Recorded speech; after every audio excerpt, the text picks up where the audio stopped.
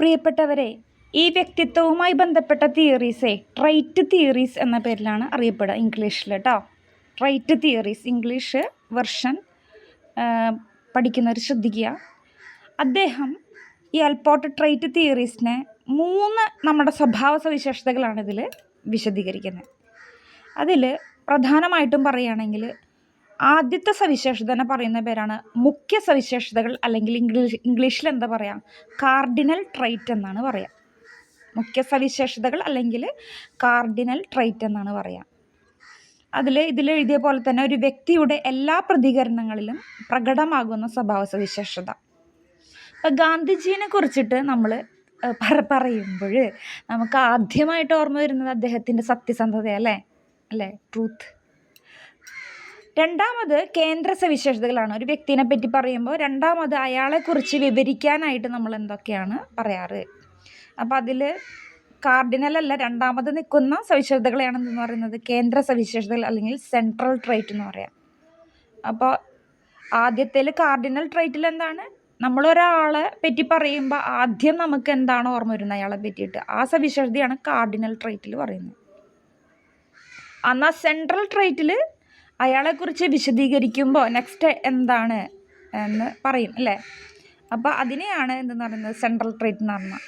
പിന്നെ ദ്വിതീയ സവിശേഷതകൾ അല്ലെങ്കിൽ സെക്കൻഡറി ട്രൈറ്റ് എന്ന് പറഞ്ഞാൽ ചില സന്ദർഭങ്ങളിൽ മാത്രം അയാളിൽ പ്രകടമാകുന്ന സവിശേഷതകളാണ്.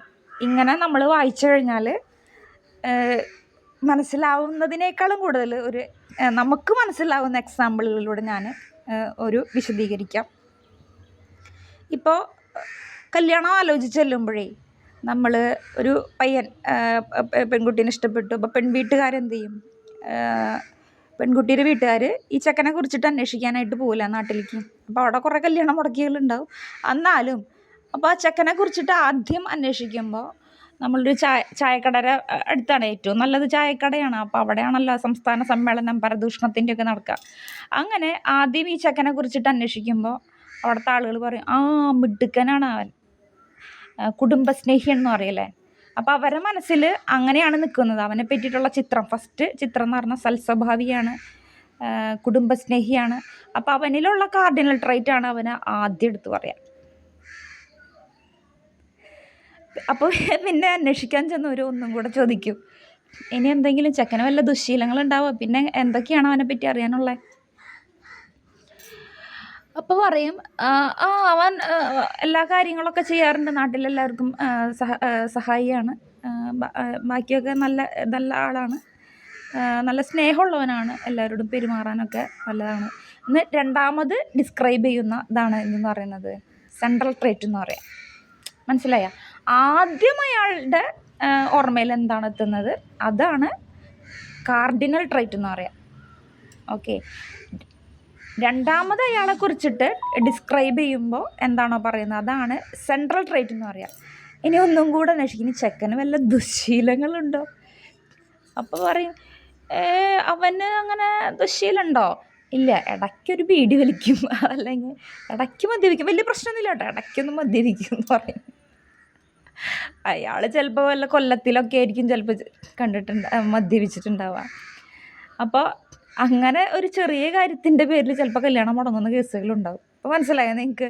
അപ്പോൾ നമുക്ക് മനസ്സിലാവുന്ന ഒരു എക്സാമ്പിളിലൂടെ ഞാൻ പറഞ്ഞു തന്നില്ലേ.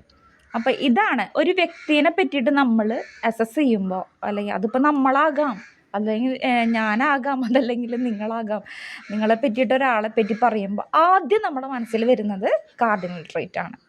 പിന്നെ നമ്മൾ ഇങ്ങനെ ഡിസ്ക്രൈബ് ചെയ്യുമ്പോൾ അങ്ങോട്ടും ഇങ്ങോട്ടൊക്കെ സംസാരിക്കുമ്പോൾ ഇങ്ങനെയാണ്.